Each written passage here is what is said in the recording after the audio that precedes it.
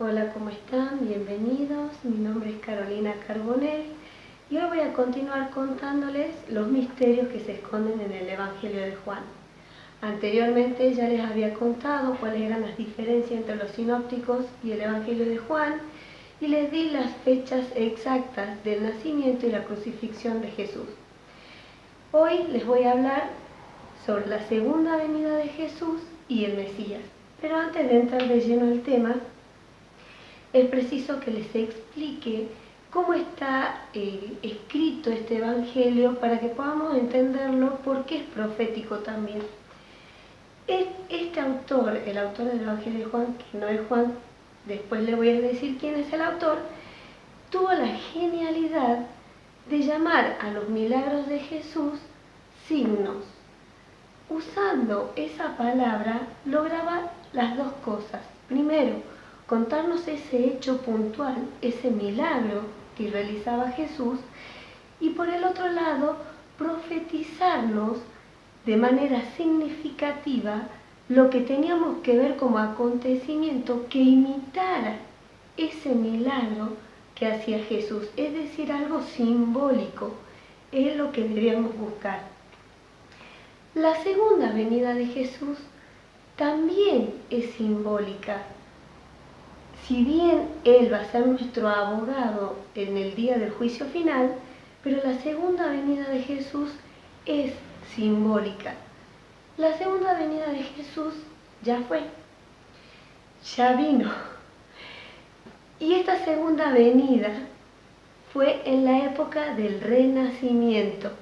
Y no en vano, esa época es llamada Renacimiento, que es una época que va entre el siglo XV y el siglo XVI. La época del Renacimiento se inicia aproximadamente en el año 1450 con la imprenta de Gutenberg. Gutenberg lo primero que imprime es la Biblia de 42 líneas.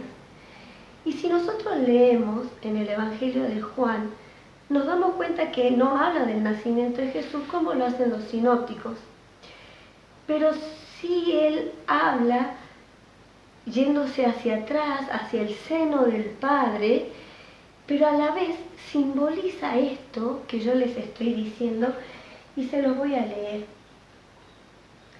Dice así: al principio existía la palabra, y la palabra estaba junto a Dios, y la palabra era Dios. La palabra. Por eso, la segunda venida de Jesús tiene que ver con la imprenta con que se imprime. Lo primero que se imprime es la Biblia, porque si la salvación estaba destinada para toda la humanidad, tenía que llegar la palabra a toda la humanidad. Y por eso está simbolizada la segunda venida de Jesús con la imprenta en esta época llamada Renacimiento, con la difusión de la Biblia. Si bien Jesús simbólicamente llega en esa época, cuando Jesús empieza a llamar a sus primeros discípulos, nos narra en la Biblia que Andrés y otro discípulo le dicen a Jesús, queremos saber dónde vives. Y él les dice, vengan y vean. Y dice que eran las 4 de la tarde. A modo histórico no tendría sentido que nos diga el horario en el que sucedió este hecho, pero de manera profética sí. Y ese horario nos coloca en el siglo XVI, las 4 de la tarde. El siglo XVI. ¿Y qué pasa en este siglo XVI? Que está dentro de esta época del Renacimiento. En el siglo XVI se funda la Compañía de Jesús. Esta compañía, o llamada también jesuitas, esta compañía se funda en el año 1534. Y este evento está narrado encontramos su simbología en las bodas de Caná.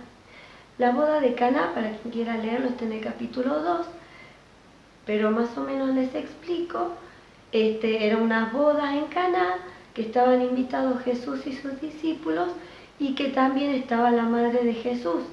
Se quedan sin vino, la madre de Jesús le dice no tienen vino, entonces él hace llenar 6 tinajas que estaban destinadas a ritos de purificación, las hace llenar con agua y las convierte en vino.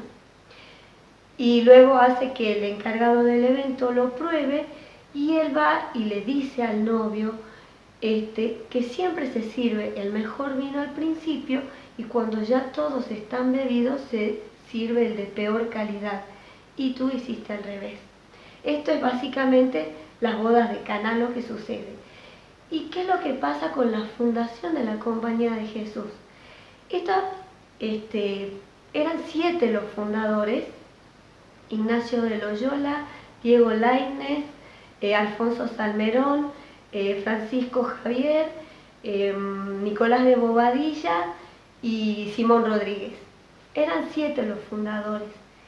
Hicieron sus votos en la cripta de la Capilla del Martirium en Montmartre, que queda en París.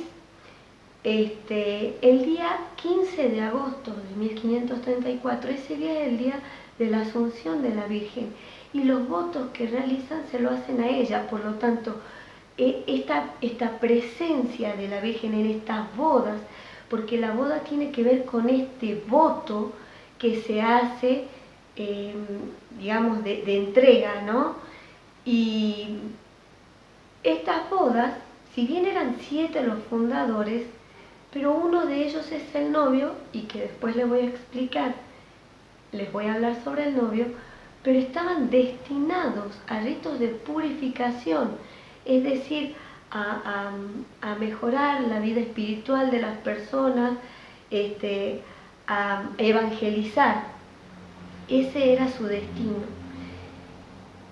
Si bien esta capilla en aquella época era conocida como la capilla del santo mártir Dionisio, si bien este mártir era un sacerdote, pero Dionisio en la mitología era el dios del vino, y ahí es donde encontramos esta equiparación con la abundancia de vino. Entonces tenemos todos estos símbolos que se corresponden entre sí: la presencia de María, que había 6 tinajas, que había un novio, que había una abundancia de vino y que había una boda. Eran estos votos que se hacen.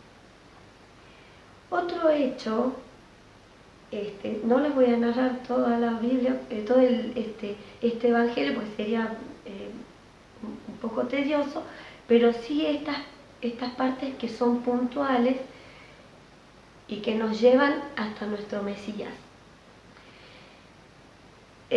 Los jesuitas, les cuento brevemente la historia de los jesuitas.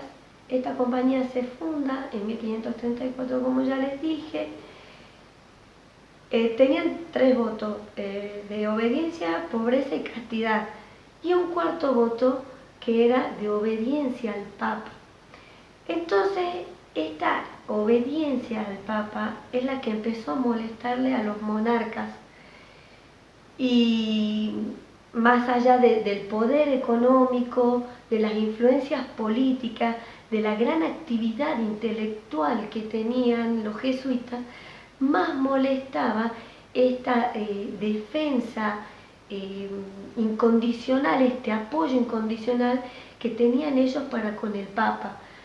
Entonces empieza a haber conflictos, se los expulsa de distintos lugares, hasta que finalmente el Papa Clemente XIV, en el año 1773, disuelve la compañía.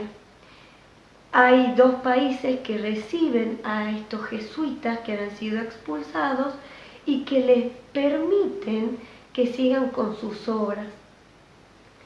Y que paradójicamente estos monarcas que les permiten la entrada eran luteranos, pero estaban fascinados con la obra intelectual, sobre todo, que ellos llevaban a cabo.